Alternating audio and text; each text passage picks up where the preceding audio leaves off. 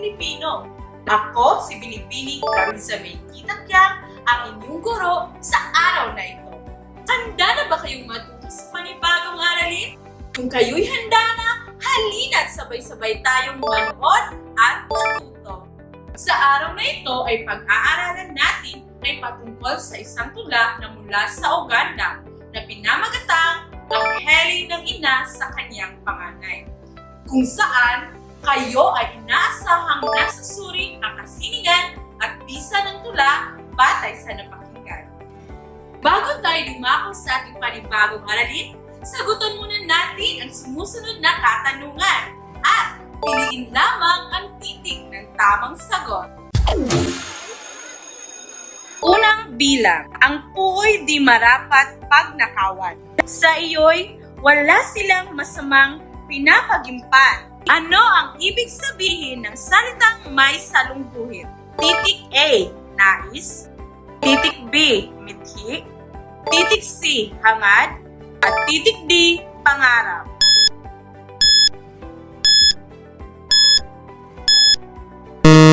Sakto! Ang tamang sagot ay titik D. Kalawang bilang. Tinatapos mo ang huling saknong ng sinusulat na tula. Anong matatalihagang pananalita ang iyong ilalapat kung nais mong ipahiwatig ang salitang masipag? Titik A, makapal ang palad. Titik B, kapus palad. Titik C, sawim palad. Titik D, bukas palad.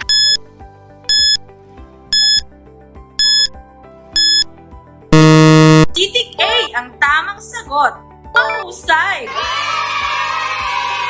Tatlong bilang. Ang tulang ito ay walang sukat at tugma, ngunit mayaman sa matatalinghagang pananalita. Titik A, pandamdamin. Titik B, malaya. Titik C, blanco verso. Titik D, tradisyonal.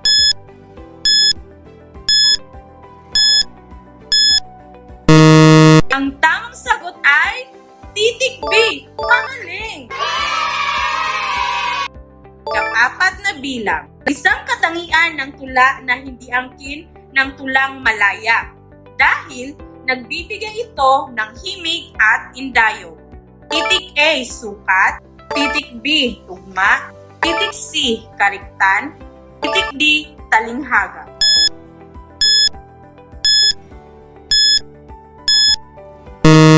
Wasto! Titik B ang tamang sagot.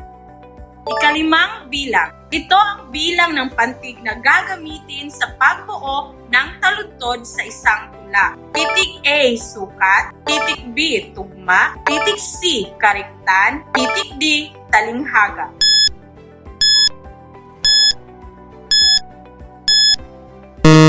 Tumpak! Ang tamang sagot ay titik A. Ngayon, alam niyo ba na ang tula ay isang anyo ng panitikan na nagpapahayag ng damdamin ng isang tao, kung saan ito ay pagpapahayag ng damdamin gamit ang maririkit na salita. Ang tula rin ay nagbibigay diin sa ritmo, mga tunog, paglalarawan, at mga paraan sa pagbibigay kahulugan ng isang salita. Ito ay isang uri ng panitikan na pinagyayaman sa pamamagitan ng paggamit ng tayutay at malayang paggamit ng mga salita sa iba't ibang estilo. Kung minsan, ito ay maiksi o mahaba. Ito ay binubuo ng saknong at taludtod. Ang saknong naman ay binubuo ng mga taludtod o linya at ang bawat taludtod ay nahahati sa mga pantig. Ang mga pantig ng mga taludtod o mga salita o paraan ng pagbuo ng pahayag ay piling-pili. May mga tayutay o mayaman sa matatalinghagang pananalita at simbolismo. At masining bukod sa pagiging madamdamin at maindayog kung bigkasin. Kaya't maaari itong lapatan ng himig. Bilang pagpapatuloy, mababatid natin sa nakalipas na taon, ang mga kababaihan sa Afrika ay lumikha ng mga tula na kanilang inaawit. Kung saan, titik ito sa matatamis at magigilyo na pananalita at uyaying inuulit upang ipahayag ang pagmamahal ng ina na nagsisilbi ring pang-aliw at pampaamo sa anak. Ito isa sa nakaugalian ng tribong Lambo o Dingdinga ng Uganda na naniniwalang ang kanilang mga supling ay tila immortalidad ng kanilang magulang. Sa puntong ito, pakinggan natin ang isang tula na mula sa Uganda na pinamagatang Angheli ng Ina sa kanyang panganay. At tunghayan natin kung paano ipinapakita sa tula ang maingat na pagpili ng ina sa pangalan ng anak. Pangungula ng ina sa magandang kinabukasan ng anak. At ang positibong pagbabagong hatid nito sa kanilang magulang. Angheli ng ina sa kanyang panganay. A Song of a Mother to Her Firstborn. Salin sa Ingles ni Jack H. Tribert, isinalin sa Filipino ni Mary Grace A. Tabora. Mangusap ka, aking sanggol na sinisinta. Mangusap ka sa iyong namimilog at nagniningning na mga mata. Wangis ng mata ng biserong toro ni Lupeo. Mangusap ka, aking musmus na supling. Ang iyong mga kamay na humahaplos sa akin. Na puno ng tibay at tatag, bagaman yari munsi. Magiging kamay ito ng mandirigma, aking anak. Kamay na magpapasaya sa iyong ama. Tingnan mo, nananabik na ako'y sapulin. Nagbabalak ng humawak ng panulag na matalim. Aking gilyo, ngalan ng mandirigma sa iyo ilalaan at mamumuno sa kalalakihan. At ika'y hahalikan sa yapak ng mga kaapu-apuhan, kahit pa malaon ng naparang sa sanlibutan. Ngunit lagi kong maaalala ang pagkapit mo sa akin, maging ang paghimlay mo sa aking dibdib, at ang pagsulyap-sulyap sa akin. Kapag ika'y tinanghal na girerong marangal, ako'y malulunod sa luha ng paggunita. Munting mandirigma, paano ka namin pangangalanan? Masdan ang pagbubuskala sa pagkakakilanlan. Hindi hamak na ngalan sa iyo ibibigay. Hindi ka rin ipapangalan sa iyong amang si Nawal sapagkat ika'y panganay.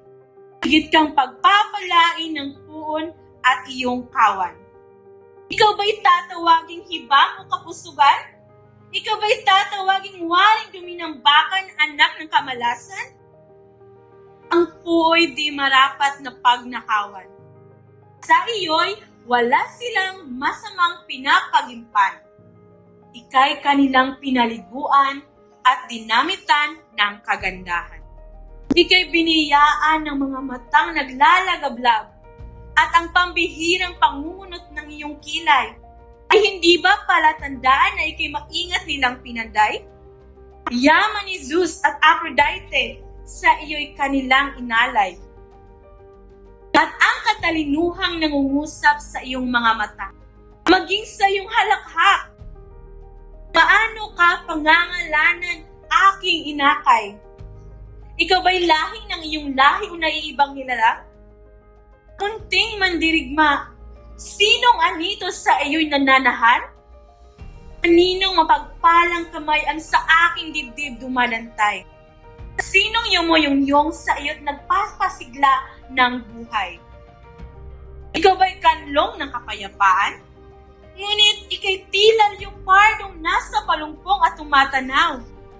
Hayaan, sa araw na yaoy, iyong ibubuyang-yang. Aking supling, ngayon ako'y nasa kaluwalhatian. Ngayon, ako'y ganap na asawa. Hindi na isang nobya, kundi isang ina.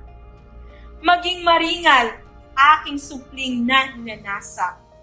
Maging mapagmalaki kaparis ng aking pagmamalaki. Ika'y magbunyi kaparis ng aking pagbubunyi. Ika'y irugin kaparis ng pagliyag na aking nadarama. Anak, na ibinunga ng pag-ibig ng matipunong kabiyak. Sa wakas, ako'y kahati ng kanyang puso. Ina ng kanyang unang anak. Ang kanyang kaluluwa'y ligtas sa iyong pag-iingat. Aking supling, ako na sadyang sa iyo'y humulma. Sa makatwid, ako'y minahal. Sa makatwid, ako'y lumigaya. Sa makatwid, ako'y kapilas ng buhay. Sa makatwid, ako'y nagtamasa ng dangal. Iingatan mo ang kanyang libangan kung siya'y nahimlay. Uwi nang gugunitain yaring kanyang palayaw. Aking supling, mananatili siya sa iyong panambitan. Walang wakas sa kanya'y daratal mula sa pagsibol ng iyong kabataan. Ikaw ang kanyang kalasak at sibag, pag-asa at kaligtasan sa hukay. Sa iyo, siya'y muling mabubuhay, tulad ng sawi sa kalupaan. At ako ang ina ng kanyang panganay. Ika'y mahimbing, supling ng yon, Nyunggez at Nyumba. Ika'y mahimbing, ako'y wala nang mahihiling.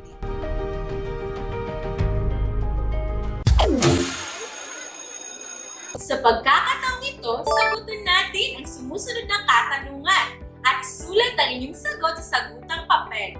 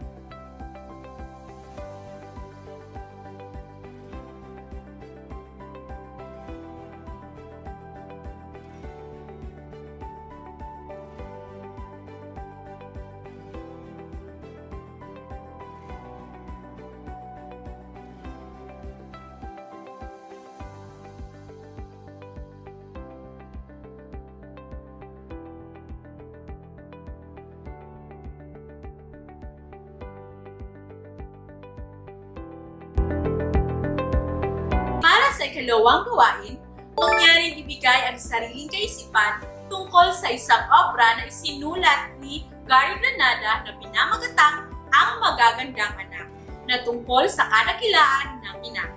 Isulat ito sa sagutang papel at bibigyan ko kayo ng 1 minuto. Ang aming inay masinop na may bahay at hikain niya'y kagaya ni Itay. Kami ay pag-aralin, pakainin, bihisan, at katulad ng inyong magagandang anak.